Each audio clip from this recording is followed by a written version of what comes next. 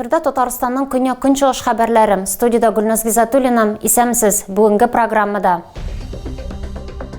Әлеге сулыкта Толстолобик һәм Ак Амур яшәячәк. Ни өчен Әлмәт шәһәр күлешен балыкларның нәкъ шушы төрләрен сайлап алганнар? Яңа федераль закон гамәлгә керде. ЮХИДИ бурычларны яңача җаваплылыкка тартачак. Ниләр үзгәрде?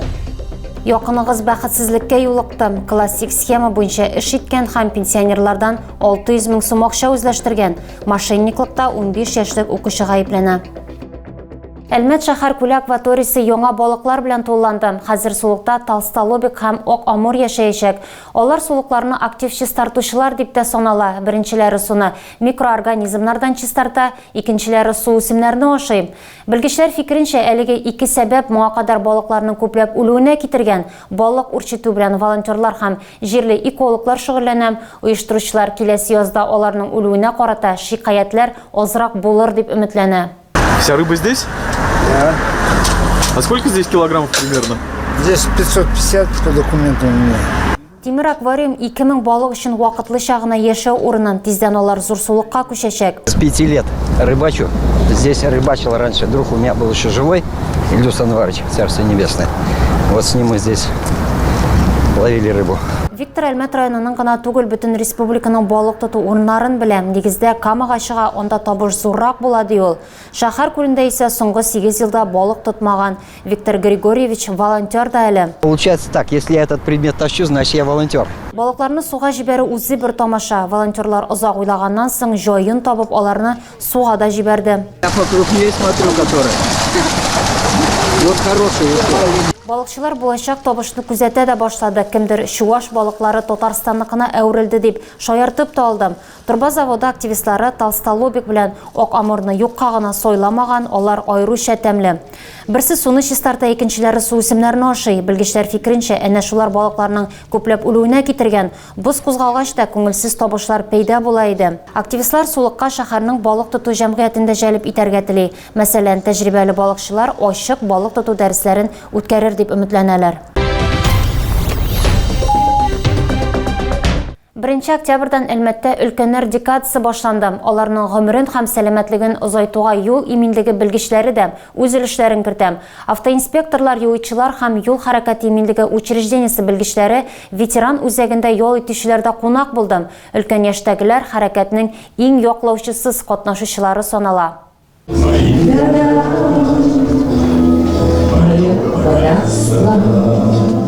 Залда җыелган һәркемнең тормыш тәҗрибәсе гаять зур. Алар каршында исә үз тәҗрибәләрен туплый башлаган балалар чыгыш ясый.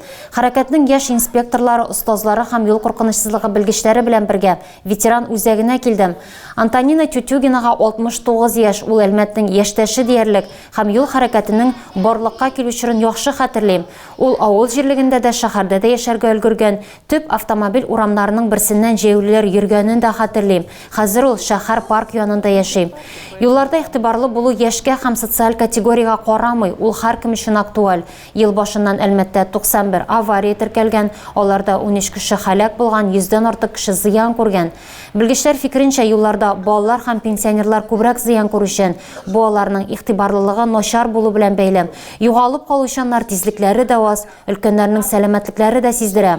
Насколько известно, люди пожилого возраста. Өлкән яшьтәгеләр, инвалидлар юлларда яклауга мохтаҗ, аларга юл хәрәкәте кагыйдәләрен үтәүнең мөһимлеген искә төшердек. Им напомнили, как важно соблюдать правила дорожного движения. Пенсионерлар үзләрен караңгыда якланган дип хис итсен өчен барысына да фликерлар таратылды. Леногорскида өлкәннәр көнен бәйрәм концерты белән билгеләп үттеләр. Кунакларны хакимият вәкилләре һәм иҗат коллективлары котлады. Өлкәннәрнең күбесе лаеклы бүләкләргә ия булды. Сәхнәдә тәҗрибәле артистлар да, сәнгать юлына яңа аяк баскан яшьләр дә чыгыш ясады. Үзенчәлекле һәм кызыклы иҗади номерлар тамашачылар күңеленә хуш килде. Олы яшьтәгеләрнең күбесе лаеклы ялга чыгу белән тормышның әле башлануын гына әйтә. Берсе дә эшсез утырмый. Тамара Семенова хәрбиләр өчен мендәрләр тегә. Ул 70 кешелек төркем активисты. Алар яралылар дәваланган госпитальләр өчен урын җирәйберләре тегә. Апалар уйык башлар бәйли, блиндаж шәмнәре ясый, фронт өчен гуманитар ярдәм җыя. Район башлыгы фронттагы якташларын кайгырткан өлкән волонтерларга рәхмәтен белдерде. Ул билгеләп үткәнчә, Леногорск районында 25 меңгә якын пенсионер яши, шуларның 8 меңнән артыгы өлкән яшьтәгеләр. Многие были первопроходцами нефтяной промышленности. Многие были первыми строителями города и района. Все, что делалось за эти годы, мы видели и росли на глазах у них. И вместе с нами рос наш город, наш район. Рәгат Хусаинов күп еллык хезмәтләре һәм район үсешенә керткән өлешләре өчен актив пенсионерларга бүләкләр тапшырды. Рәхмәт хатларын 7 кеше алды. Алар арасында Елена Шахиева да бар. Ул Зей Каратай авылында яши, гомере буе җирле мәдәният йортында эшләгән, 20 ел хореограф, соңрак директор булган. Лайыклы ялда 5 оныгын тәрбияли һәм йорт хуҗалыгы белән шөгыльләнә. Артистларның чыгышлары беркемне дә битараф калдырмады. Очрашу барышында җылы котлау сүзләре һәм җырлар яңгырады. Тамашачылар үзләре дә рәхәтләнеп кушылып җырлады. Дәүләт автоинспекциясының Әлмәт бүлеге штрафларны вакытында түләү кирәклеген искә төшерәм. Шулай итмәгәндә административ арестка яки мәҗбүри эшләргә юллыгучылар исемлегенә эләгү куркынычы бар. Август уртасыннан исә яңа федераль закон гамәлгә керде. Хәзер автоинспекторлар суд приставларын җәлеп итмичә 1 ел эчендә бурычларны үзләре җаваплылыкка тарта алачак. Бигрәк тә чит ил номерлары булган хокук бузучыларга һәм штраф түләмәүчеләргә аеруча игътибарлы булырга кирәк. А вы штрафы вовремя оплачиваете? Да, конечно, вовремя. В течение 30 дней с момента постановления. Түләү вакытында башкарылсын өчен законга буйсынмаучы гражданнарга яхшы чара да бар. Штрафны иртәрәк түләсәң 50% ташлама алырга мөмкин. Түләмәгән чиракта административ хокук бузулар кодексының 20.25 маддәсенең 1-нче өлешендә санкциялар каралган. Шул ук кодексның 2-нче маддәсе квитанцияларны түләү вакытын билгели. Язуны кулга алганнан соң 60 көннән дә соңга калмыйча түләргә кирәк. Август башында исә Россия хөкүмәте яңа федераль закон кабул итте. Ул 15 августтан эшли башлады. Төп үзгәрешләр чит илдә теркәлгән транспорт чарасында хокук бозган машина йөртүчеләргә дә кагылачак. Аларга Россия Федерациясе гражданнары, гражданлыгы булмаган затлар, чит ил кешеләре, Россия һәм чит ил юридик затлары керә. Әлеге категория гражданнарның үз машиналары белән хушлашу мөмкинлеге зур. Ел башыннан Әлмәт автоинспекторлары тарафыннан штраф түләмәүчеләргә карата 463 административ эш судка җибәрелгән, 36 кеше административ арест рәвешендә җәзага тартылган, калганнары икеләтәм штраф түләгән. Яшүсмер 3 пенсионердан 600 мең сум акча ала, 10%-ын үзенә калдыра. Моның өчен аңа ничә ел төрмә яныйсың? 15 яшьлек әлмәтлегә мошенниклыкның 3 эпизоды буенча гаепләү белдерелгән. Яшүсмер интернетта өстәмә эш турында белдерүгә юлыга һәм мәктәптән аерылмыйча гына кыргылдарларда курьер булып эшли. Аны тоткарлыйлар. Ну, я в трансе, что Галя попала в аварию, вот чего. Зыян күрүчеләрнең берсе аферистлар белән орлашканнан соң үз хәлен шулай тасвирлый. Тикшерүчеләр сорау алганда криминалистлар бармак эзләрен ала. Юл сакчылары аның билгеләрен башкаларга тапшыра. Черная обувь, на голове кепка.